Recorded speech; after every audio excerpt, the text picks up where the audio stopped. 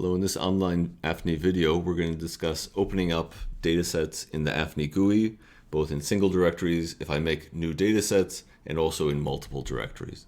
So I've set up my system in the standard way for preparing for a bootcamp. So I have directories from the cd.tgz download here, and I'm going to change into this directory called AFNI Datasets AFNI. And if I type ls, I can see that I have both volumetric datasets in BRIK head file format and also NIFTI datasets, and there are other datasets as well, text files and scripts and different things like that. So if I just type AFNI with no arguments, fine, the GUI opens up and there's a default dataset that it picked, and if I go to the Underlay button here, I can see that it's loaded up all the volumetric datasets in this directory that it found, and I can switch among any one of these and select it to be underlay or overlay. I see useful things about how many volumes or sub-BRIKs there are in each dataset. Okay, so that's fine. One thing I'll note is, let's say I make a new dataset here. So let me just copy this anatomical dataset. There. I'll call it new data.ni. Now what happens if I go here to my underlay button? Well, actually AFNI will recognize that a new dataset appeared in the directory, and it will appear, the dataset name will actually be at the bottom of the list, and I can select it. In this case, it was a copy of the anatomical, so that is what this dataset is. I can see the file name, that it is indeed this new anatomical here. So that's a nice way that if I make a new dataset, AFNI can view it and load it up. I should note that if I change a dataset, let's say I do something and I overwrite this dataset now. So for example, if I did 3D copy minus overwrite, and I'll choose a different looking dataset and give it that name. Now when I go here, if you notice, nothing changed in my GUI. And if I go to underlay, I don't see anything new.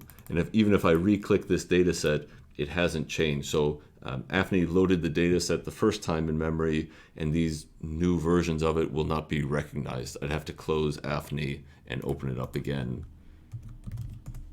to see that. So now if I go here and I select this new dataset, you'll see that it actually was this very different kind of dataset. So just know that if you add a file to a directory, it can be read in, but if you change a file, that change won't be recognized within AFNI. Okay, fine. Now, sometimes I want to load in datasets that sit in more than one directory. So for example, let's say in this case, I have data that's in FT analysis FT. And so there are some BRIK head files here. They all start with FT. And in this case, FT was a variable encoding for the subject. Instead of saying sub 001 or something like that, it's just two letters that encoded it. So that's one directory of data, and I still have this data sitting in AFNI. So let me type AFNI, the name of the GUI, and now the path to each of those directories. So now I've provided two arguments to AFNI, the GUI, the directory where one group of data sit, and the directory name of another group.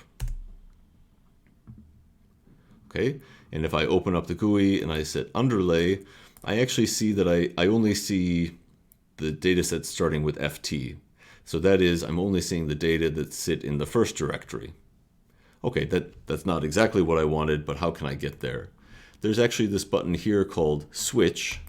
And if I go here, I can choose to either have the options to see the data that sit in this first directory, which is what's highlighted, the data that sits in this directory alone, or all data sets, which is actually what I want. So let me click set and now go to underlay, and I'll notice here in this list that I see files, data that are both in the FT analysis FT directory and in the AFNI Datasets AFNI directory, and I can switch among any of those.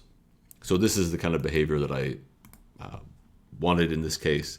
So there, I'm happy. I can open up as many directories as I would like in this way, and just have to go switch and maybe select all data sets.